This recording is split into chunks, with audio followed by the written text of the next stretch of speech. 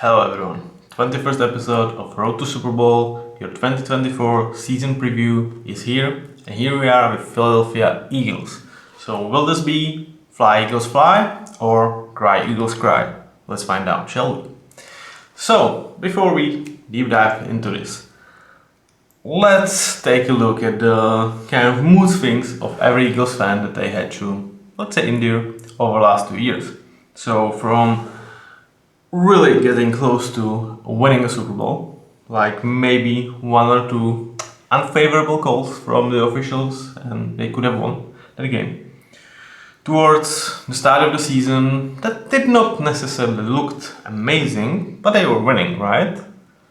To the point that, we had some questions about the record and about the performance. Like, does the performance really match the record? Not. And then it just all came down, crashing and burning, and it exploded in a way, losing to teams like Cardinals, to losing to teams like Giants, and then just kind of not showing even up for the playoff games against the Bucks. So, and that didn't really seem like that's the end of their trouble, because kind of after that, you see Fletcher Cox ending his career with the Eagles. Their long-term legend and guy that potentially could be even a Hall of Famer, to the guy that's definitely going to be a Hall of Famer, Jason Kelce, retiring as probably still easily top 3 center in the league. One of the most knowledgeable, funny, great guy out there. Really a center that, for me, as I'm 30 something, he is the guy that I will remember and kind of compare every up-and-coming center, are you better than Jason Kelce? And as of right now, I have not seen anyone be better in terms of their long-term and the longevity than Jason was. So it seemed like a low point there was surfacing some news about the turmoil within the cabin, within the organization, where it's Nick Sirianni, Jalen Hurts, AJ Brown, and kind of all the Eagles, or the whole Eagles organization. And it felt like maybe this is going to turn up pretty bad. And then the offseason happened, the draft happened, and as of right now, I think you have to count on the Eagles. But let's find out how they managed it up.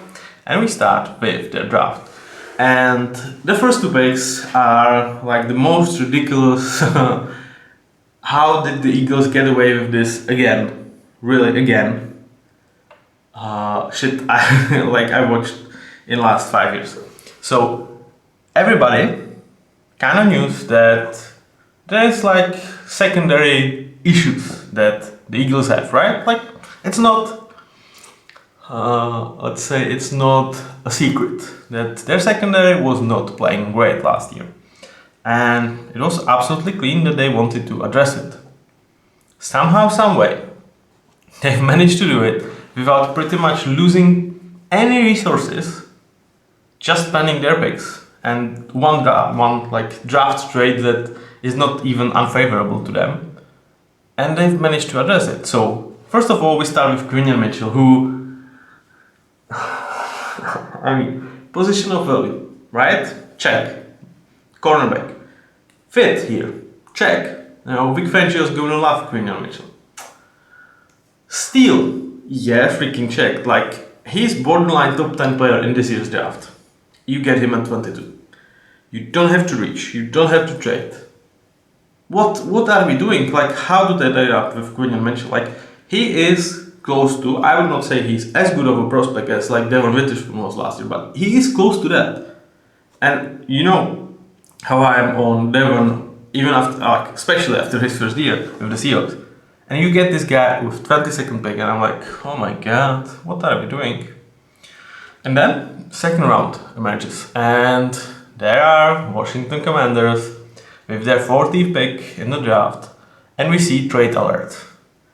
And you see Eagles trading for that pick. And you're what did they have to give up? Oh, 2 second round picks, that's all. Wait, that they're getting the third back? What? Washington, what are you doing? Like seriously, what are you doing? Like you are trading to your rival in the division. You are handing them Cooper DeJean because it was pretty clear who they are after at that point.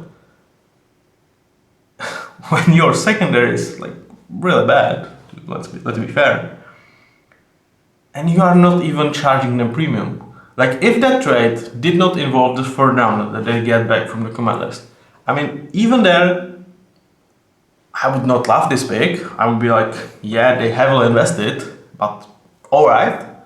Without it, oh, this is absolute exceptional trade. Again, Cooper DeJean is definitely first round talent, even in this year's draft.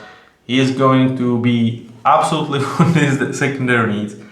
And just getting him here and not paying premium for him, that's just ridiculous. So the first two picks of this draft was kind of like enough for me in a way that I would be like, yeah, that even if they kind of don't have any other pick in this year's draft, I would be like, okay, like they kind of managed to do everything that they needed, and that obviously was not it because they had other picks. And let's check up on them. I'm gonna find my notes, and here they are not because I choose the wrong program. Give me a second, guys. Don't you worry, I'm still here. Yeah. We go towards Jalen Sound, and this is probably the only pick for the Eagles that I'm like, it's a bit too rich for me, it's a bit too high, bit of a reach for me. But still, like C+, man, it's not bad. Like, yeah, I don't necessarily see the value here, but I do understand, like, 2 years from now, we want that new edge guy coming into this group, being able to play.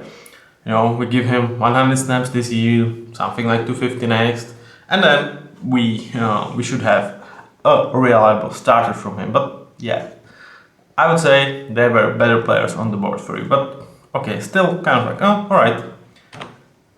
Then we go towards 4th and 5th round. Will Shipley, kind of Eagles pick, undersized, running back. They always knew how to use them. You know, point and make being in Boston Scott.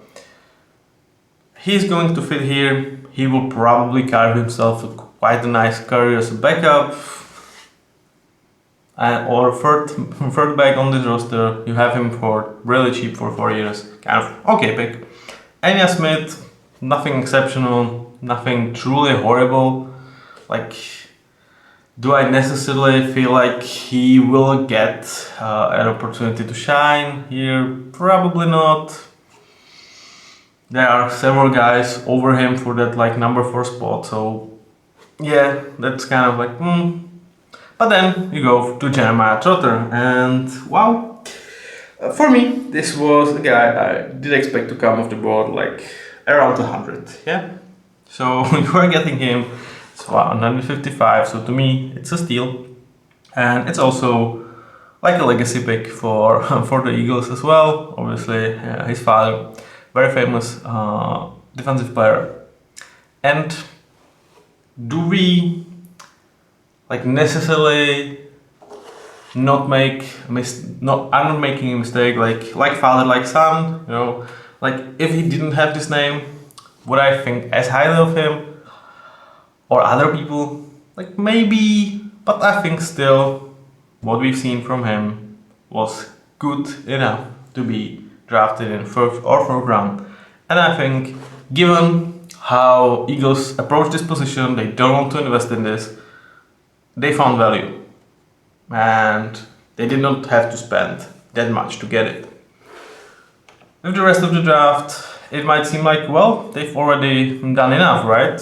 And Trevor Keegan and Dylan McMahon kind of like, I'm not really like going to write about them. But then it's Johnny Wilson.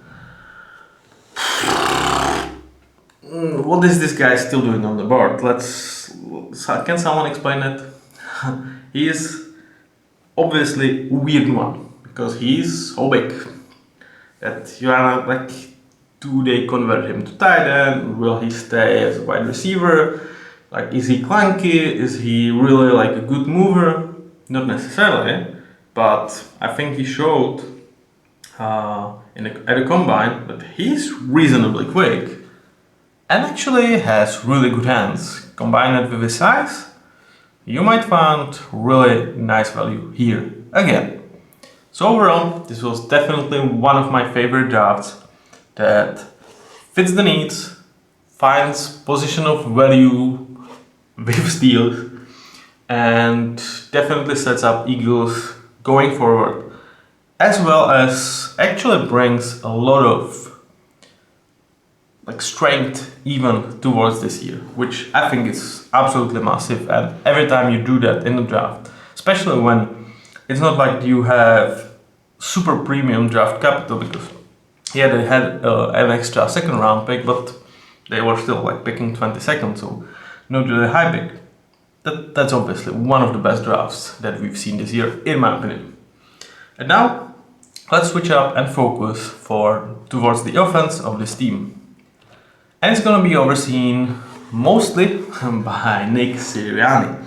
And truth to be told, I have slight issues with Nick Sirianni because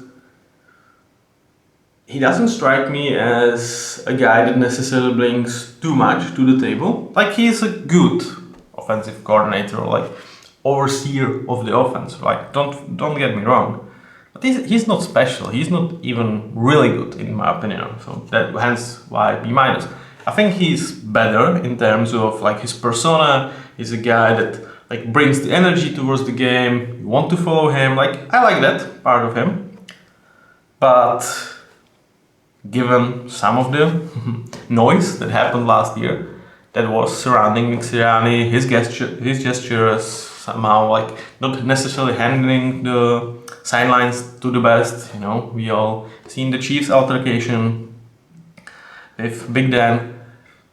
I'm not really sure that Nick Sirianni is what the Eagles need going forward, and he might sneakily be a candidate to be fired if he doesn't manage to, I would say, at least win the division and win one playoff round, because as far as the talent-wise, this team kind of has it all for a couple of years.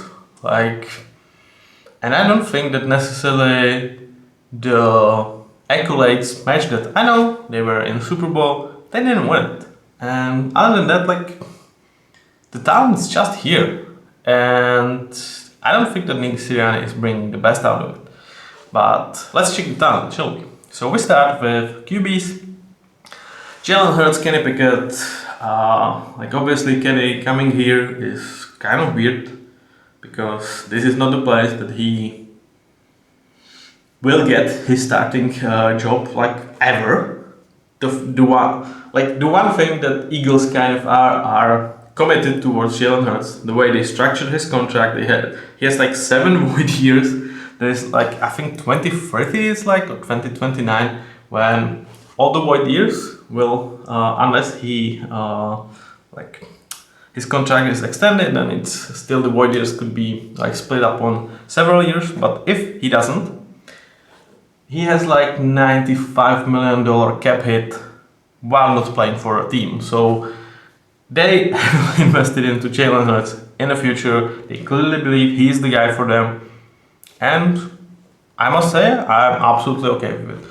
Jalen Hurts is definitely a guy that, while he is not that top 4, in my opinion, so Josh Allen, Joe Burrow, Lamar Jackson, and Patrick Mahomes, of course, whom you are always in the mix. I would say Jalen doesn't necessarily give you this much of an upside as a lone guy.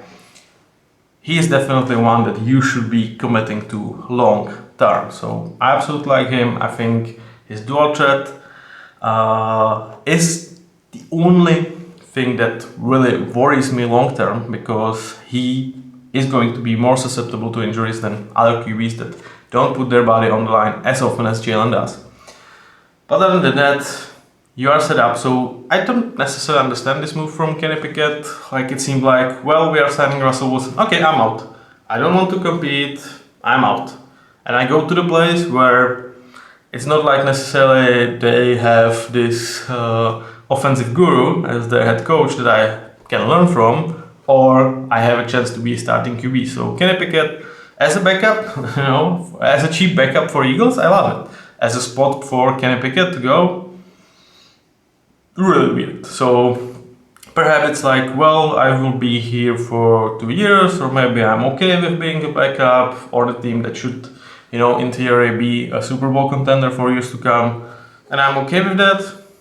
That feels weird, from a guy that a year ago he was considered a possible future of the Steelers, and still probably a guy that you would bet could have a chance to earn himself starting job, at least like a test, like in a way of like Baker Mayfield, Sam Darnold, like with these guys, Geno Smith. It doesn't feel like this is the case, so we spend enough time with Kenny Pickett here, right? Jalen Hurts, really exceptional one, not elite, but really in that second tier that I'm absolutely okay with paying top dollars, and guys that you can absolutely win Super Bowl because of he can make the plays in that game. He can lead you there. Nothing bad to say about Jalen Hurts.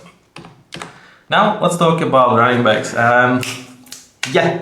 Let's go. Let's freaking go. Because they've signed Saquon Barkley. And as well as I don't have elite star next to him, I think he needs to prove kind of anyone that he is still that elite running back.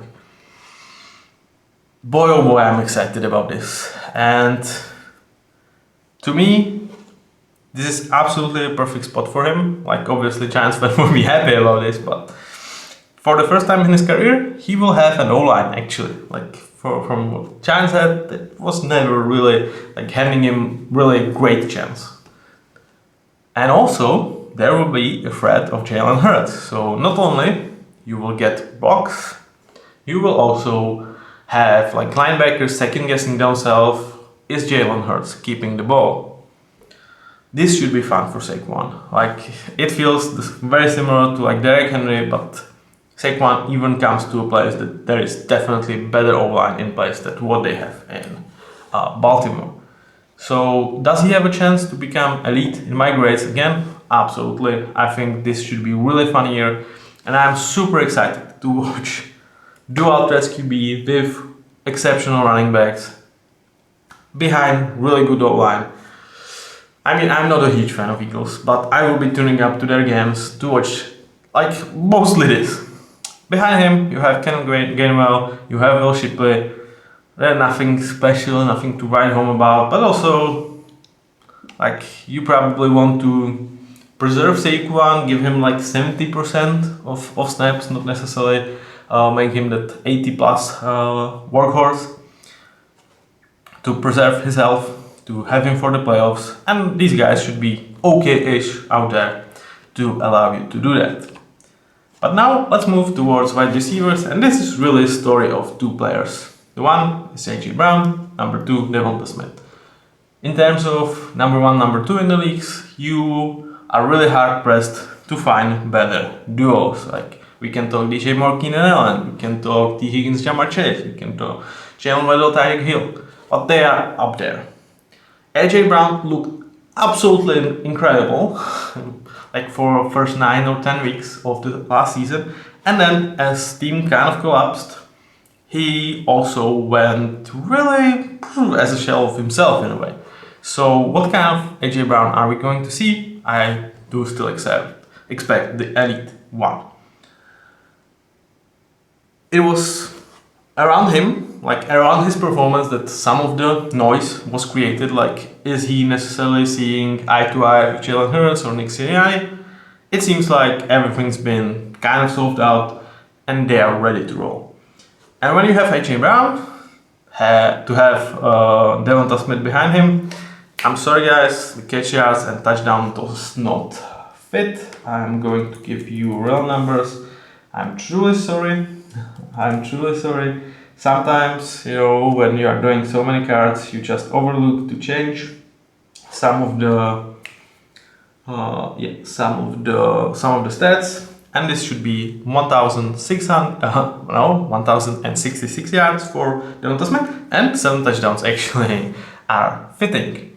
So you are absolutely excited to have these two guys. They will be out there for pretty much every single snap, and then there is a huge gap, between Devonta Smith and the next best guy.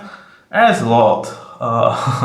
Paris Campbell, Anya Smith, Johnny Wilson, who is even really a guy that you want to necessarily count on as your number 3. But the thing is, and the point is, with this team, this does not really matter that much.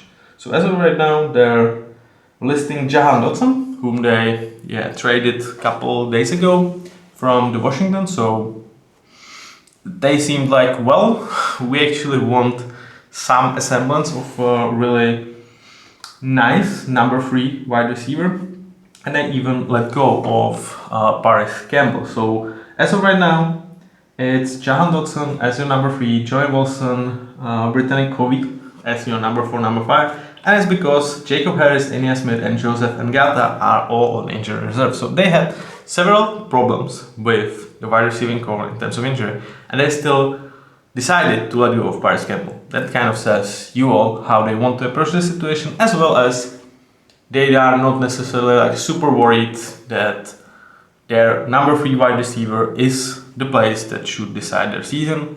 But bringing Jahan Dotson definitely gives you really solid piece towards that. So really nice room. It's really top 2 guys, and then some. But Jahan Dotson actually getting a decent number 3 wide receiver. And why it doesn't matter that much is because this team definitely wants to run a lot as well. And for that, getting towards 12 personnel with 2 tight ends, that's definitely something they do not shy away from. For that, you have CJ Uzomah, you have Grant Calcaterra, and you have obviously your Dallas Goedert. It's crazy that they have really a lot of injury questions towards week 1, because Dallas Goedert is also with a question mark. So it could be Grant Calcaterra, because CJ Uzomah, I think it has been waived as well, because I'm really putting this up just after the final cuts. So some of the informations are really new, and they cut CJ Uzomah. So that's a bit of a surprise to me. I don't necessarily think he's exceptional player, obviously. I have him as a decent starter.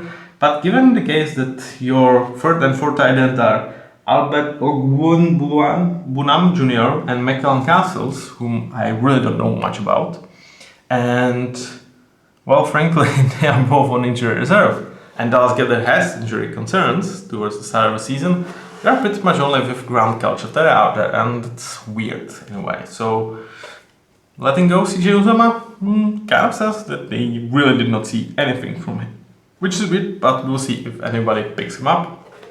It could be also a telling sign towards, well, we want to give Johnny Wilson some test as our tight end, so let's be prepared for that. And for everyone who thought Johnny Wilson might not get out there year 1, I think the path just cleaned up, because as of right now, he's probably their 4th best wide receiver, as well as their 3rd best tight end, while their best one is having an injury concern. So really interesting situation. I think there is something to monitor, especially for you fantasy guys, or even for some of the people that want to have really sneak interesting picks for week 1, like Johnny Wilson getting 20 yards out of nowhere. It could happen. We will see. But overall, this is really nice for what you want to do offensively. And it doesn't end there, because now let's take a look at their offensive line. Let me start with tackles. Jordan Mailata and Lane Johnson. What is there to say? They are in competition with the Detroit duo as the best tackles in football in terms of duos. I mean, what do you want me to say? They're exceptional. Like, yeah, I think Jordan is that step above Lane Johnson. I do kind of have that. He got paid. But guys, like, this is exceptional. And Mekhi Becton as a backup, that's really nice. Backup that actually had to play a lot last year. He allowed a lot, but he was not like super poor. The thing is, they probably will continue playing him as a guard because in terms of insight, they kind of have Landon Dickerson that you obviously love, Cam Jurgens that you are okay-ish with, and without Jason Kelsey, you start to really look at this interior O-line and feel like, well, this was really our strength. We were able to use it for obviously tush pushes, but even like inside rounds. Without Jason Kelsey, this group starts to look a little bit shaky. Tyler Steen, another guy with injury concerns, he was probably a guy that they kind of had in mind, being that center after Jason's retirement. As of right now, it seems like Mekhi Becton will slide as a guard, Cam Jurgens as a center, and Landon Dickerson as the left guard, which again, like, it creates still really good offensive line for the Eagles. It's still about the top 5 in the league. It's just not the best. That's something we've been kind of used to with the Eagles.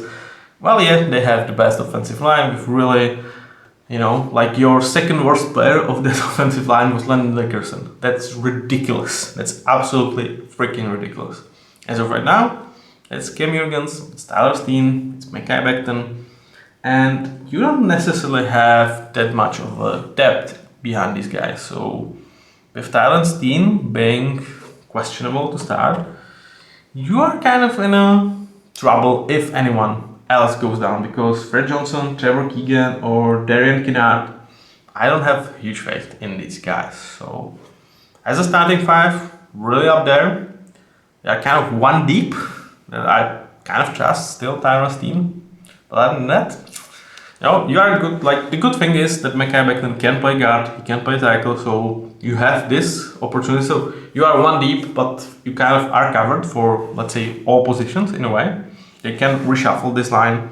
So anyone goes down, they have that starting 5 built from this 6. But you don't really want to have 2 guys down, because then it becomes a problem. So overall, this offense is one of those that will definitely be out there, top 10, top 5. And as of last season, they were actually the absolute driving force of this team, because defense was just playing piss poor. And you hope that that won't necessarily have to be the case, and that the offense will remain to be still around the top 5, top 7 in the league. That they will, with Saquon, be able to really go and play 12, 14, 16 plays drive, really give this defense a chance to sit on sidelines and just be full of energy. Because they could be really nasty controlling the time of possession with Saquon, with Jalen Hurts. This could be a nasty team. Again, I am super excited about the Saquon and Jalen Hurts combo. Now let's shift towards defense, and they brought Vic Fangio as the new defensive coordinator, and I am super in on this move. Why? I think Vic Fangio, though, he is nowhere near the calm presence, I think he will be the biggest grown up in the room. He can be a little bit of cooler towards Nick Sirianni. I think also he can be someone that Nick Sirianni will look and absolutely respect, because Vic Fangio definitely demands and deserves respect. And also, he should put this defense back in line, because last year's defense was ridiculously bad given their quality. And the only thing that, the thing with Vic Fangio that you should be kind of certain is the defense won't suck under him.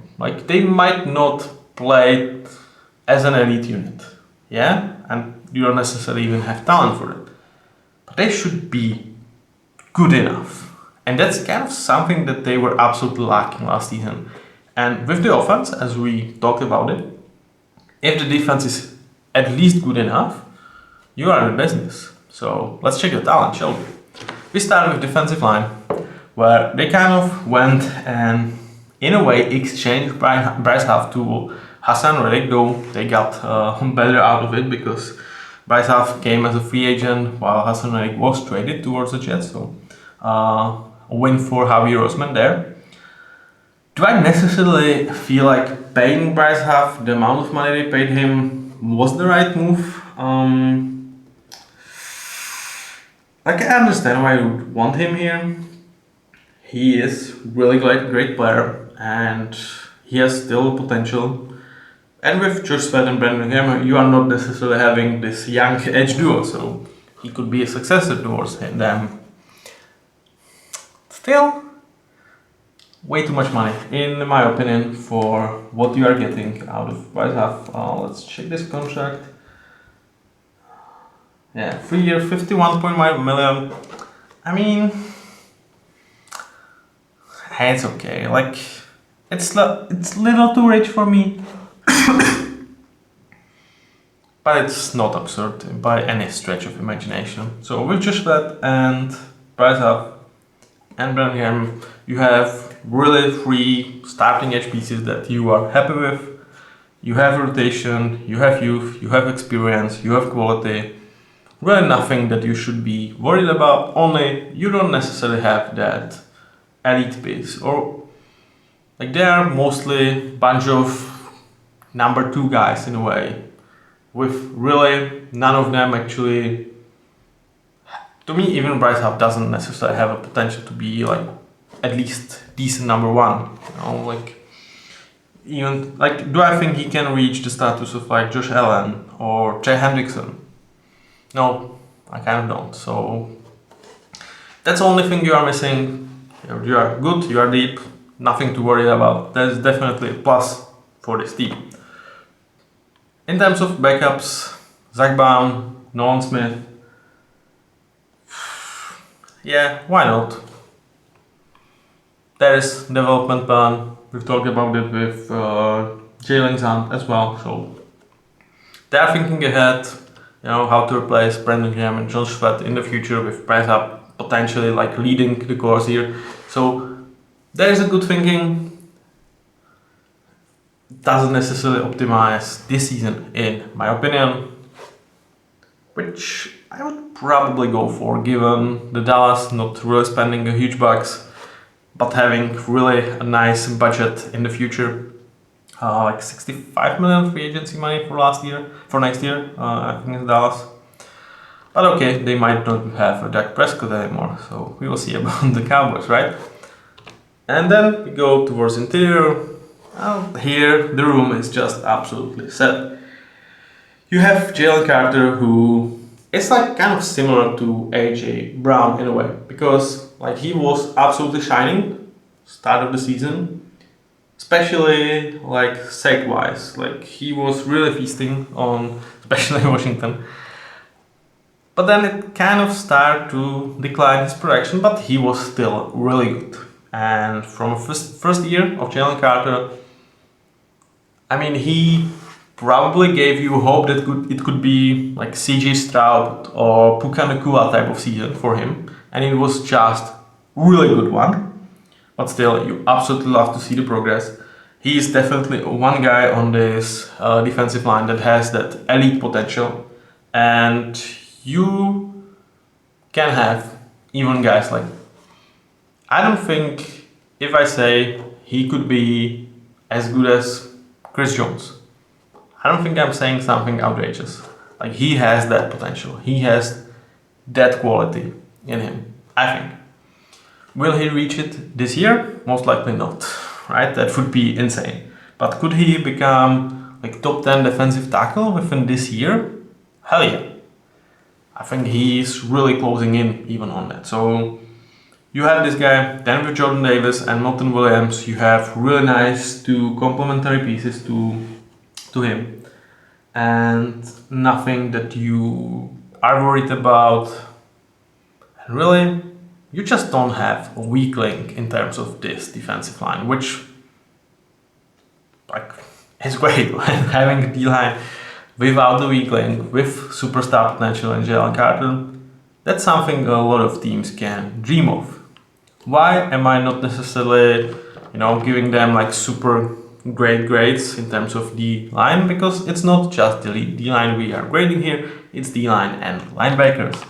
And we kind of know that Philadelphia doesn't like to invest in linebackers, right? So Devin White was really piss poor for Bucks towards, like he wanted to be paid like a top linebacker in the league almost, just because like his draft pedigree or whatever, or his like flashy plays in terms of his pass rush. But boy oh boy, he's just not good. Like let's face it, he's just not good. Like you love to sign him for like 1 year kind of prove it deal. I think it's about like 4 million, something like that he got. Let me check. Let me check on that one. Yeah, 1 year, 4 million. But as someone you are necessarily counting or you want to commit to substantial money, why? Like he is like at best like 40 best linebacker in the league as of right now. Like he still have like insane trades. Like he can make plays, he can look really good when you put his highlights on, but like play in, play out, he can be a problem. So like problem for your team, not for the opposition. So he really needs to figure it out. Like it's time. And if he doesn't, I think he's going to bounce around the league 1 year, 3 million, 4 million type of deal. Like there will always kind of be a team wanting to bet on him, like on the hypothetical upside for at least like 2 more years. But will it materialize ever? I don't see that. So this linebacker room with Devin White, Nakobe Dean, like Nakobe played solid, but just under 200 snaps last year. Jen Burks, Jeremiah Trotter, like Jeremiah Trotter could be the best linebacker in this room, like within the first year. He could be that. So that's why I'm like, yeah, really great value, really position that he has a chance to succeed. He really has like what it takes in terms of like quality and potential, but also the room is just not good. So it's Orenbergs, not Drenbergs, I'm sorry. So I would not be surprised if after this year we see Jeremiah Trotter and Nakobe Dean as your really cheap starting linebackers for the Phillies, and just continue not to invest in this group for the future. We'll see if Devin White can figure shit out. They could be an average group, but as of right now they are really negative towards this team. Quite fortunately, linebackers are, I wouldn't say not necessity. You need linebackers, right? But if there is one position to suck at in terms of defense, probably most teams would say, yeah, we want to suck at linebackers. And Philly is like, yeah, we kind of want to do that. We want to not invest money in this group. And now let's check this secondary. And when we talk about the secondary, we really need to talk about all of these guys, because they are kind of converting both Avonte Maddox and James Bradbury to safeties. So it was the talk with Quinyon Mitchell or even Cooper DeJean, probably not as much, but like there was a talk that they will mix up this group really heavily. So as of right now, the starting safeties are still CJ Gardner-Johnson and Reed Blankenship, which is really good starting duo. Like you are not worried about them, but you are not necessarily getting exceptional vibes. And it was like, who is going to be behind them? Why are drafting cornerbacks? Well, it turns out the plan was, let's turn these more veteran players in Bradbury and Maddox and convert them towards safeties. They've started to play as those in preseason. They didn't look poorly, though James Bradbury is on IR. So really, Eagles are catching that injury bug really early in the season. But you, with those two guys behind Gardner Johnson and Blankenship, you have one of the deepest safety room in the league. And the good thing is, you can definitely, if you have problems with cornerback room, you can switch them back, right? Like you have this, like similar to your offensive line, you have the ability to kind of revamp it the way you need for any specific week, for any specific injury that you occur. You are set for that situation. And in terms of who is actually going to play cornerback, as of right now, they have Darius Slay, Quinyon Mitchell, and Keely Ringo set up to start. And I don't have Keely Ringo in this, which is in a way my mistake. He should be in. He definitely deserves that. He is, as I would say, someone. Is he a decent starter? Probably yes. Nothing more than that, in my opinion. But definitely a guy that you should not be super worried about out there. But not a player that kind of like lifts this defense up. Like he was rookie last year. Let me check on some of his stats because I did not prepare for him, but I think he needs to be mentioned, especially with some of the injuries. So he was your fourth rounder last year, get 1 interception, and played around 200 snaps and was kind of good at them. So somewhere like decent starter to good backup type. Definitely a guy that needs to watch for Cooper DeJean, who is as of right now slated to come off the bench, like be that guy. But like how long does it take, given that you've converted Bradbury towards safety, before we see this trio, Slay, Mitchell, and DeJean out there? I give it 4 weeks. Unless Ringo like shows that with full load he can absolutely handle it, I think we will see Cooper DeJean rather sooner than later. Overall, the secondary, like, is it something exceptional as of right now? No. Like, your best player is Darius Slay. He's not necessarily like even top 10 corner, like top 15. He might be on the edge of that. Might not even get towards top 15. So you don't necessarily have like any special player here, but you have depth. You have 7 players that, you know, if they are out there for the, let's say, 5 positions that you need to fill, with all of them you are kind of okay. And you have really nasty potential with Quinyon Mitchell and Cooper DeJean. So you figured this room out, I think, very well, converting Bradbury to safety. And it should just not be a liability. And in like a year or 2 from now, it could even be strength, because I do believe in a huge upside for both Quinyon Mitchell and Cooper DeJean. And the fact that they will be able to, let's say, grow together, I think that could be really, really valuable as well. So that kind of settles it for the roster breakdown. Now let's talk about how do I feel about this team in terms of their upside, or how they will do if everything kind of falls apart. Like, their division got better. Like, Giants and Commanders are better teams than they were last year. But still, they are miles away from this team. So you should really go, like, worst case scenario, 4-2 in your division. Like, you should be able to do that. With the rest, you are not playing the division winner schedule, so the schedule is not necessarily that hard. That's another plus for the Eagles. So I don't see them winning less than 9 games. And I think even that 9 games is like, I would be surprised if it's just 9. And what would need to happen, and again, we are talking reasonable realm of possibilities. Obviously, if like Jalen Hurts gets injured for the whole season, it's like, alright, that's where this does not really apply that much. But what this would need for, like, let's say Matrida is saying only 9 wins, I would say that the entire offensive line would need to struggle.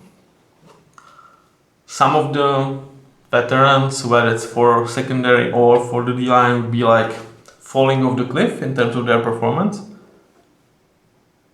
And as well as, you know, some other internal like conflicts, where it's AJ Brown, where it's Nick Sirianni, where it's like something internal could materialize. And in that case, yeah, I think kind of 9 wins is like reasonable expectation for this team. And where is their ceiling?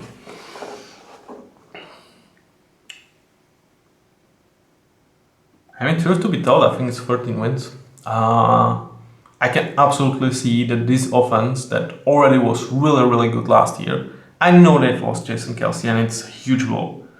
But you signed Saquon, so you finally have elite running back, or at least like very close to elite. Like you know me, I'm not a huge fan of DeAndre Swift, and I think, you know, like take away his like first 2 games last year, and you didn't actually use that running game towards your advantage besides Jalen Hurts, like almost at all. So did they lost a bit? Yeah, but Devonta Smith is better, I think, than he was before last year, before like start of last season. Jalen Hurts also like Seymour, AJ Brown as well. You have a better backup in Kenny Pickett than you had last year, so in case like Jalen Hurts needs to step down for a game, you are set for that. So yeah, I think that offense could be absolutely humming. And defense with Vic Fangio, with additions of Bryce Huff, Quinn Mitchell, Cooper DeJean, I think it should be good enough. So 13 wins, I think going, like I would not put it behind them to go 6-0, though it's going to be really hard to win at AT&T Stadium. Like nobody can do it unless you are Packers in the playoffs. That's like a free win always. Sorry Cowboys, sorry, too soon. So it's 5-1 and like going 8-4 or 8-3. Yeah, 8-3 with the rest of the schedule. Like, is it like out of a possibility? Let's check the schedule. Yeah, show me. So you start versus Green Bay at home, you are a favorite. Versus Atlanta, you are a favorite. At Saints, you are a favorite. At Bucks, you are a favorite. Versus Cleveland at home, you are a favorite. At Bengals, you are not. Versus Jags, you are a favorite. At Rams, you are kind of like 50-50. At Ravens, you are outsider. And that's pretty much it. And you are playing Carolina at home, Pittsburgh at home, and the rest was division games. So they can go 8-3 beside the division. And 5-1 in the division, I definitely can see that. So I think 13-4 is definitely the upside of this team. 14-3 would be quite nuts, but like I'm more tempted to go there than to like lower their floor to 8. So I will go 9-8 and 13-4. It's like that 90% percentile.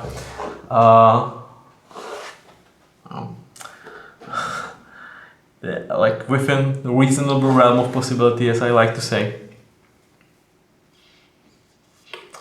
And this is a nasty team. Like they spent a bunch of money with Jalen Hurts. They know they will eventually have to pay the tab, but they've put it really like 4 years from now.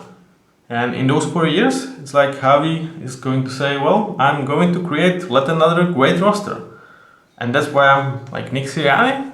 Like I would not put it behind him to be fired this season if they don't deliver. Because on paper, this should definitely be a top 8 team in the league. And you know, losing to Bucks last year in a manner that they did, like throwing the division out, that's not a good job. So that's your Eagles. Let me know down in the comment whether you agree, whether you disagree, whether you think if the Eagles will fly or if you will cry. And I'll see you with the next one. Thank you very much for watching. Bye bye.